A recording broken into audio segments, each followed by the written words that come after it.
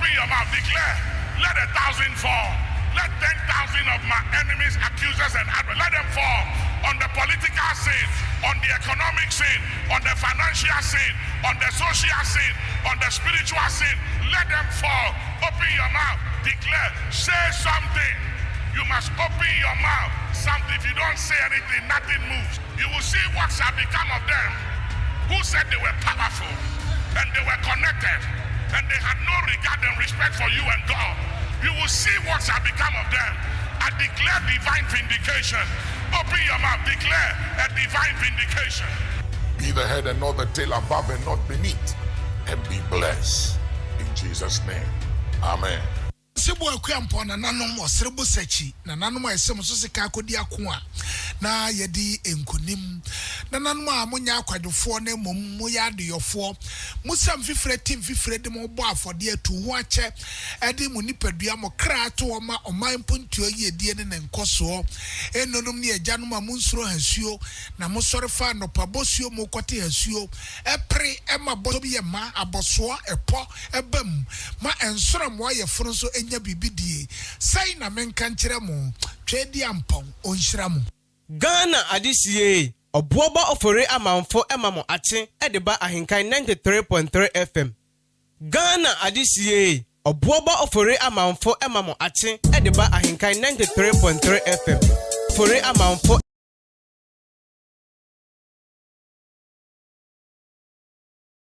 emamo ache edeba ahinkai 93.3 FM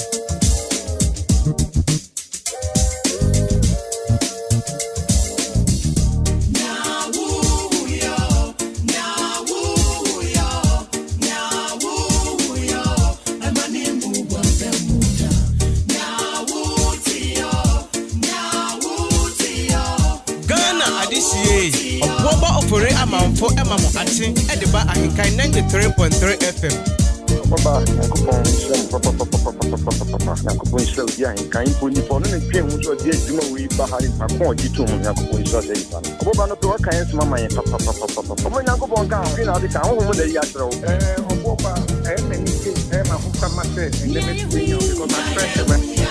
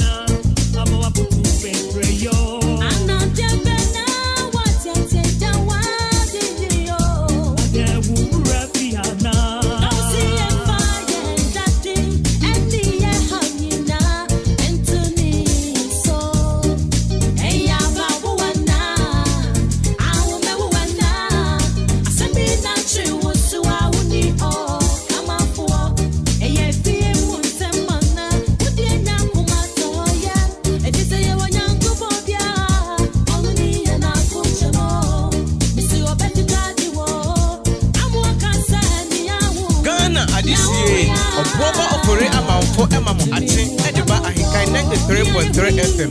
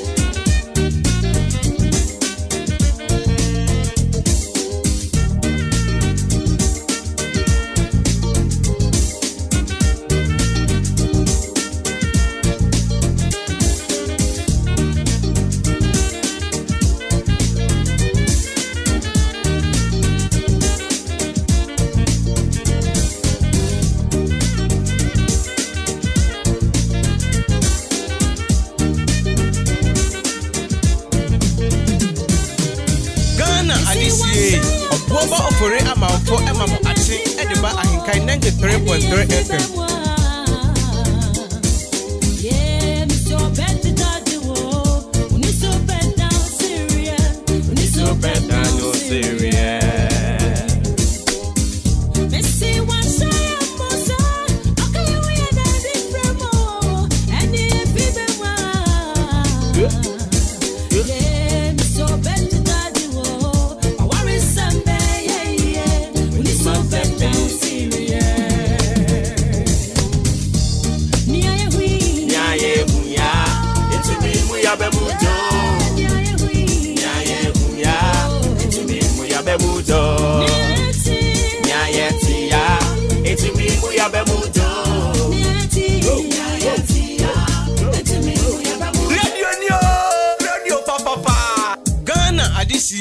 Obuoba Ofori Amanfo Emamo Ate Ediba Ahinkai 93.3 FM.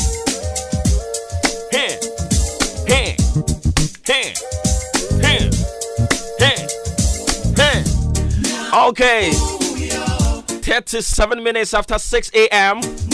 Live on your family favorite radio station, Ahinkai 93.3 FM.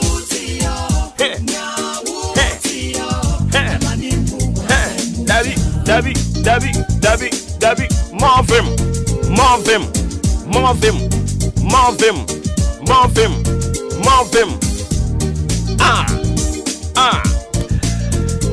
And then so ye rade ne prayer. Wakin kan atiasefo. Wakan wo enemy aka hu bi. Adom. Enunti sa dom ne de yemfa ni agro. Oh yes. I'm talking about the grace of God. We don't joke with it. And we do not see it as something that automatically we have to benefit. There be adum. Sa adum no watch channel so on. Not to say we bubi. Enunti anopaisi we buye bi na ade atien. Ahoden wo ho. Ye kan atiasefo a enya so mo tiase keke but ahoden wo ho enkwan wo ho otumi ma ne nsa so no de ne nsa to ho otumi bie na no wakasa na akwa abonten. We are so grateful to God.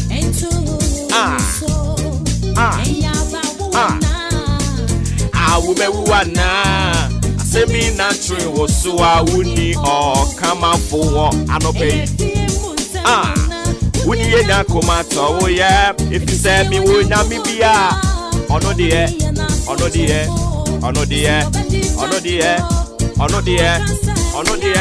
Hey. It's me, mu ya be mudo.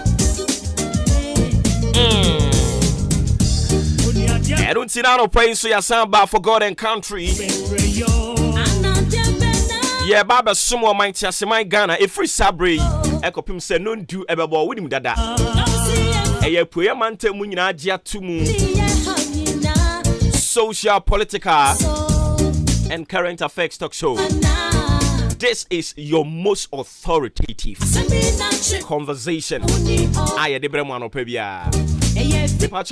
On behalf of the solid, top-notch production team, Yasana baby, me about some more or some pa. So at me pacho odi ahinkan kwame ya boa. Ono ena widi animu. Aboafo ne doso adwempa yene Kofi Mensa Kobike.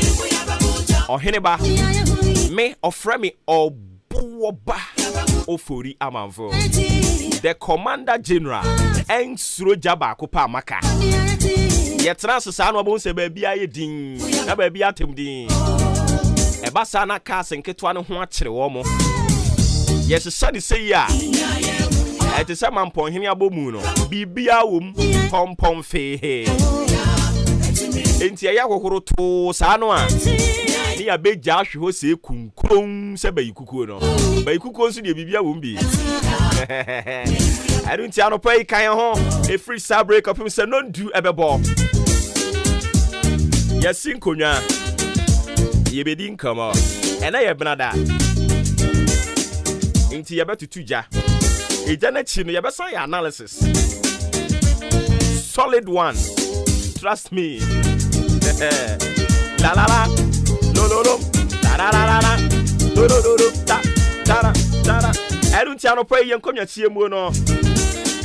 Yebedi nkomo e de afa enwomasua ho onu se enra ena ye ne deputy PRO e de man Ministry of Education atwetwe enkomo wo kire se school placement ni nyamma abonten eni nti mu a mugusu a mo hwe animu no osre se mo nkoso a mo hwe animu mpanifo gusu a omo toto nioma as we speak you know CSSPS omo na omo computerize school placement no omo se me nka nkira wo se nya abotre nyame yadomo na wotwe yasimu ekọ na wotwe be koduremu and send me ka nkira wo no reliably informed ye betimi aka nkira wo se from 21st edekopim 28th of March 2022 school placement ni betimi aba abonten. Date na nkola de beko school no on the 4th of April. Eno de nyanse san but eno no ye no opani ni twetwe nkomo no ma yeti ase se subject to review. Provisional date eno mo de aba no. Eni ti bibia betimi asi. Ensesam bi biara nso banso a. Empanifo bebo ya mane ame abeka kire mo. So ati ase sa woti kai mu bia. Na ma ren ho ye be inform me. We will bring you up to speed what is happening as far as education and school placement are concerned. Now, school placement in Komoyi and private schools. Private schools. And Penifo so at their core Akoto Ghana Education Service and a Ministry of Education and almost Renwanda. Category A schools, you know. The Endra me catch will say, "Wa ubenya grade, you know, from 6 to 9 of first choice school on Sabeka. First choice, you know, so mostly yana category A schools, and on a private schools, senior high schools, you know. Our the two Ghana Education Service and the Ministry of Education, and almost there. They do sabria, omo categorizations na. Omo emfa private senior high schools nka ho. Enti omo so omo de champagne fo ase preko. Omo mfa private schools nka ho. So ati ase. Enu ti anopa ya ne mpanimfo be kwa kwotwetwe nkomo na ya bisa wo mo adwempa eta akire amom de sa ensemi e de ato edwa. Ye free one mo a Peasant Farmers Association. Over Ghana na yaka se peasant farmers ya. Omo no omo edo bodwa odo kakra bia obedie me do kakra bia medie no ha wo mo nka bomu kuo no omo de abetu edwa kire se Ghana aduane ho be yeden aduane ho be kwa atwe omo no omo do na empani sese bomu chichi efiri nsu ase be ka kire so odenche mu awu a yanyenu akine wo mo no omo ti wura ni mu omo do eno baya ahodo a eba monten so miedie nuane eba monten so miedie no wo mo no omo do na womo edoi aba abonten de beto Ghana fo nyina nim se aduane ho be kwa atwe de a ene na e wose yam yani da ho eni ntia ne bebo apini womo ne abise womo se aduane ho be kwa atwe no ne kofare baaye de ba de na de ba ne ye a ebetumi aboa yen na saa de no a pese ba no eto betumi atwa wonim se na no wo Bible me bisi ye Nyankopon ebie Joseph ani emani hunu ni a ba be koso eni nti woka kire omanfo a na wote kuro ni mu ma omo boaboa won ho eni nti se peasant farmers yada ni Joseph no ma ba monten so be ka kire Ghana fo se aduane ho be ye den se komo na ebeba na ahoboa be ne yen timamu fo no anase yen Ghana fo no nso ede ben na ye oman ma ede en ye so ati ase sanso so na Copec Yeka se Copec omo Chamber of Petroleum Consumers omo so ma ye nkunta bia ye hwehwemu bi omo hwe petetakram na omo betumi aka de omo nsasi omo bo ama omo tu egu akire ni mienu aka adwemu awo so se yes fem go ne bo be ye den na sa 1 liter na sesi ya nkrofo bi di break the 8 ampani ampa break 8 no osi we kwa de be break 8 ya break 10 fu no omo chese 1 liter ebe ko 10 Ghana cedis ye kro mu ode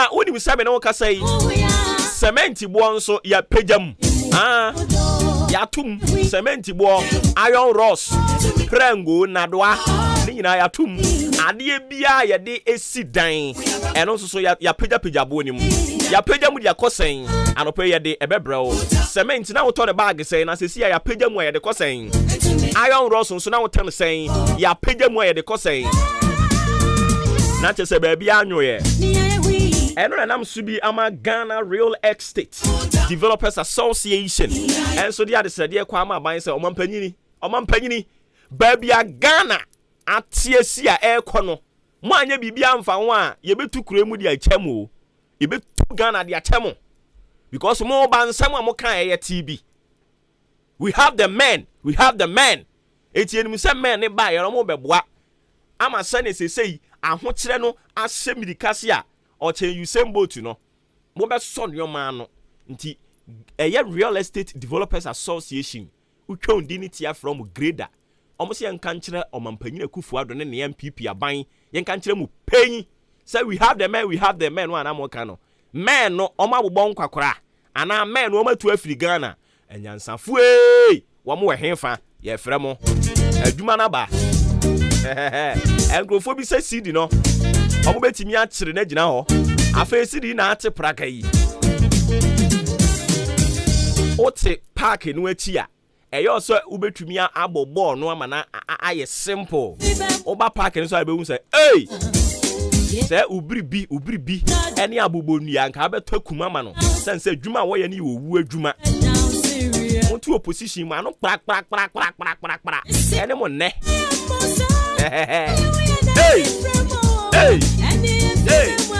akwasa se sia ya no mo so ti opposition wo mo so anu bre ubeja sho mo so mo bo ne tro kan en Obuoba no what won kro nyaade ebeyi Obuoba firi ho de obeba no so abebo ne tro kan o ka say da fom abrabo ka say simple san ka akokọ sa bre nka onwun so ye anka adwun so edi so obi kuram na wuti akira a fampa bota na chi why wan fampa bota na chi na akonwa ne sesa na bediwu ho na wo bebo ne tro kan na wa be hu say yes krofo etu opposition ma no kure yewura ayi bawomia kasa 1-2 a incompetent mahama ene wa wo ye competent ade na agye wonsam e-levy be pem ne o ma me kasa mfa ho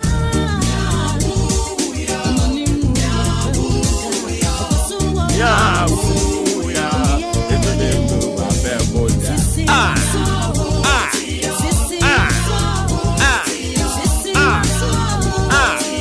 I don't tell us say you're finding a Ghanaian solution.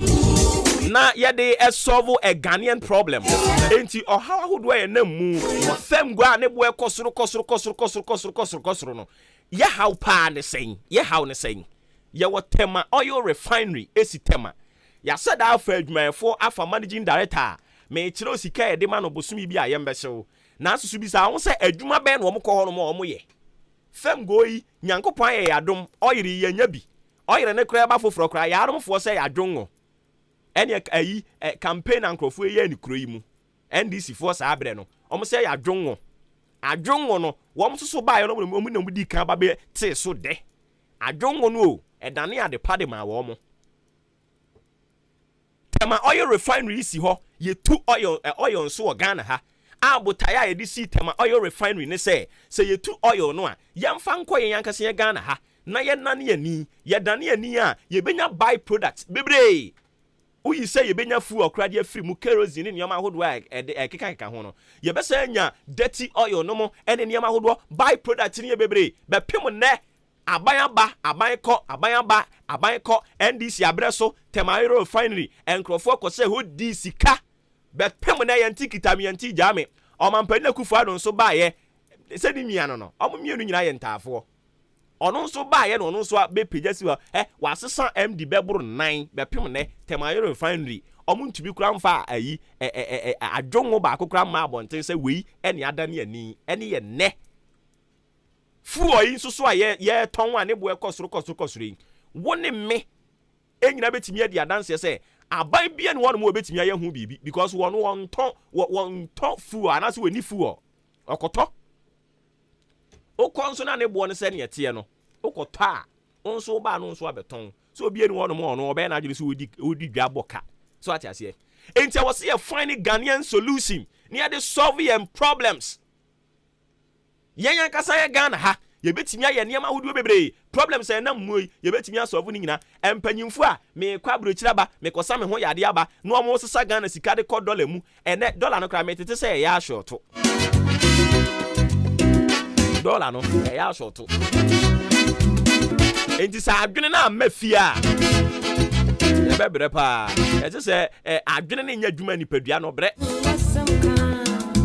onyame ya de ka bi ma ho unu wasam ka nyame na nka bi ma ho wasori yakọ abrochire se okosa ho yade o te ho nso awon kan anu ntum wasan to ayampia speaker of parliament mu a uwia na san betana Ghana se odwene Ghana fo ho wabra ye wo Legon hospital wo ho wabra ye wo Kolebu ye wo ayi Konfanoche ye wo hospital bebre na nka mo ye ni yi a anka wo betu kwa abrochire emumu pa Ghana mpanimfo yi pa ebinim se ma pa o senka wo so ni mu no wa be ne to ho hwa na chi be 3 no wa sena tade na fi wa chere se adwuma no kokoye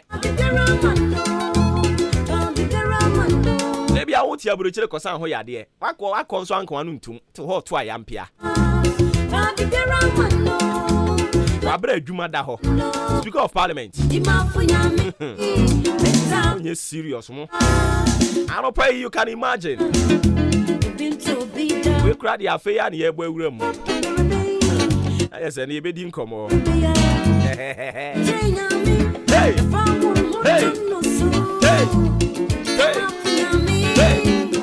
pato ensem we bi ka ho ne yasinkonwa ye de bra mu free sabre kopim se no ndu bebo mo somfo eye me ensuro jaba ko amaka Obuoba Ofori Amanfo me pato afa yamfa ewiombo bra ensem ne fanto aso ye wi a obofo ba ye no odi bi ba ye na yensia no nso so no cry ba kope asam no cry si am trusabi so ati ase hey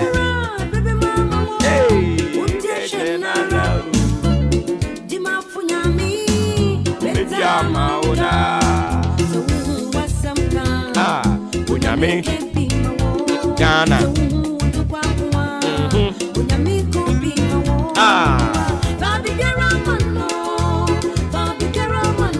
Enuti anopai waseme fantu anim se sei na ewiembo bra na obesi akọ o kire se ene no ensuo ewo wiem ene tubom se anopai ensuo no ebe munemu na bebo chenku wo wiem ahodo no a afi ye kwa awia bremu no ana ahya ase se pete kakra ensuo no be pete kakra awiem na anwumre mu nso no pete no ahya ase awia no ebe ye saa de akọ anwumre nti ene me bo ewiembo bra nsam ni nyina tofa e de amawa o kire se ene ensuo wo wiem ensuo be pete ewe poye mantem miaye ahodo no ebi ene nti ya no ahye ne nso e de amame afi oseme nsan enkai wo se saa ukoda na ade ebechi a ade betimi achi no nsia bebo na ewiemu ntete nwie ye no o kire se nyame ya adom a bosumi ya yewo mi ne de to so aduenu pepepe e na saa ade ni nyina ebekọ awie ye ene nti no wahye no nso e de amame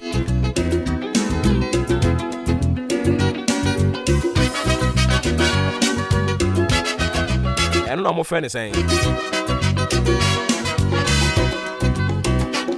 almost a friend no shorter day longer night yo yate ewie mo bra mpanimfo ye da mase anope eni tabusia ye wie omo de ne de a fa wo bible no say endra na ye introduce you a new topic for the week na watwe na ye wura mu no ye introduce new topic kra eno ani nyame bofo ba ye no de abasa me no mienu ye nwenwene ho ene sen o se wokọ asore dan ni mu a emoduku ensha atade enkotena konwa ni mu enkoma konwa ni mu nyeshe keke no don't just go to church you go sit in the chair to warm the chair no na mom se wokọ asore a o se pebidi ye anopa yi hwe onua bi a oben wani me ka che ne se onyame bofo a oba anopa yi se Obuoba nka nkyere yen se ye kwa asore a ye mpe bibi ye yen kan onyame bofo a oba no pe aka kyere Obuoba se won kan kyere yen se ye kwa asore a ye mpe bibi nye Pebribiye ewa asore ho. Find something to do in the house of the Lord.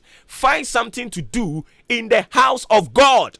When you go to church, don't just go sit in the chair and warm it. Go and find something to do. Find something to do in the house of the Lord. And no, any assemble na no pay ye bon komo e dia fa ho. Yes se wo kwa asori a ye dia ba de pebribi na ye e wa asori ho.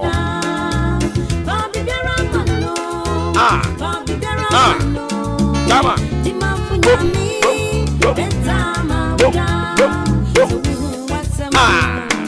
Unyame ko bi mawo. Unyame ka bi mawo.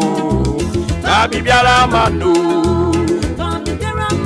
I don't say Ubio Bible no edit call First Chronicles chapter 17. We are reading from the verse 1 to 3.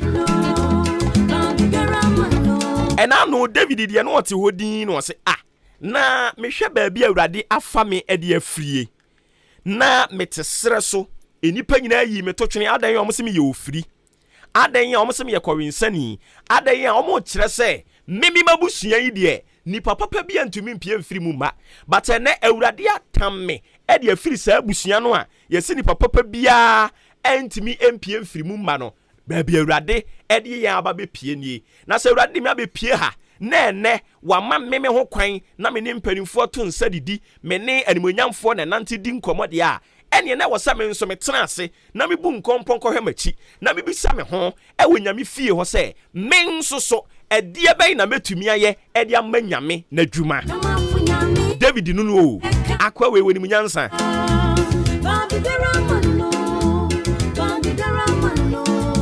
enu nti bresu sam nwoma ne edi nkan no aha eno na no pay ye kenkan First Chronicles chapter 17. We are reading from the verse 1 to 3. Me part of our Bible no. Or say, now it came to pass as David sat in his house. I don't pay me so what's nasi? Ewa ufie hono mwa sa wonya akonwa tena so. Ewa ufie hono mwa. Eya nkomo bɛn na wudi fa wasɔre ho. Asɔre na wokɔ nkomo bɛn na wudi. Obi tumi bɔ mmɔden pa akonwa na watena so. Ɔkɔ asɔre abɛka so wenim kasa. Ye weni pani bo ɔkɔ asɔre abɛka so wenim kasa. Usia no ɔkyia no kra. Na enye so ɔkra den. O friend wo asɔre n'anim kura sɛ ene abusia ye to nsa de afrɛ maame asomasia ma na bɛbɔ mpae a na ɔfɛre na ɔdandan ne ho sɛ Sudan da no nanso ɔkɔ fie a no agye akonwa tena so ne ɛkɔtwi bɔ breman ɛwɔ asɔre ne mu maame bɛka wo fie ene ne maame de na ye bɔ mpae ma no ɔteatea ma agye ene sɛ ne ɔmu fie ɔnso nsɛm wɔ maame no na Bible sɛ David de Ofiri asori okofie no ofa akonya no tena so tie also now it came to pass as David sat in his house that David said to Nathan the prophet, lo, I dwell in an house of cedars, but the ark of the covenant of the Lord remaineth under curtains. David didn't know or transe and also mimi di nyame ayemadom ohia ni mo broni enne baby awrade ni abeduro awrade asem ani monyam sa awrade adom na me na abonten me wo baabi da e wo sa me dwene nyame na dwuma nso ho anopa yi. Have you ever thought of making sure say you add your quota to the development of the church? Dabio have you noticed something about the church? Eniho ususu se eba ebeboa ma asɔre n'anim onyam atumi aye kama na o de dabi ufiri asɔre ba betena ase wa konwa no so a konkonse ko otwi bo breman e na obedi fa asɔre no ho anopa yi awurade asɛm sɛ menka nkyerɛ wo sɛ sakyera wadwene dwene asɔre no ho pebiribi ya wa asɔre ni mu ema nyame asɔre no entumi ni nkonim ema nyame asɔre no entumi ni hene. Lift the banner of God high. Think about the progress of the church, the kingdom business. No, think about the progress of it. Think about the church. Find something to do. Don't just go to church, sit in a chair to warm it. Ya pon one sorry call baby. Yeah, yes sir. Bible say it came to pass, David sat in his house and he began to reflect on the things that God has done for him. Therefore, he decided to do something in exchange for God. You can't fetch water for God. You can't do anything beyond what God can do for you. But at least you can try your best. And to David the Bible say otnase na odwen ho say na me hwede nyame aya me awurade adom me wo baabi da awurade adom me na abonten ye kwa asore ho nso asore no nkyɛnse na tu ensuo to a eliki gu asore nim asore mehu pa but asore ba nwene ho say kwan ben ye be fa so a ye be solve sa problem yi asore ma nwene ho na Bible said David the odwen ho makacho say na wotwe ni e ba bedi mu nkomonie nti ene ye de esi ha verse 1 ya read only verse 1 ne pe say now it came to pass as David sat in his house that David said to Nathan the prophet, lo, I dwell in an house of cedars, but the ark of the covenant of the Lord remaineth under curtains. Osofo bi ni baabi da enso mfa ne church members ho. Sanse osofo no enye sika semunti no. Church members no ehunu say bibia ye okay. Asori no esika semu nye. Church member bi wo sika pa but we yi nani. O de be kwa akire ho ame aye ni pie mahunu say no yi sika ne de ama o mo no mo akodi. Owia no asan be dwobiri nanim abetena wo sofo no na ase. Anopa pe bibi ye wasore dem ho. Asore na akon pe bibi ye wum. Enkonkotena wonko yisekuni.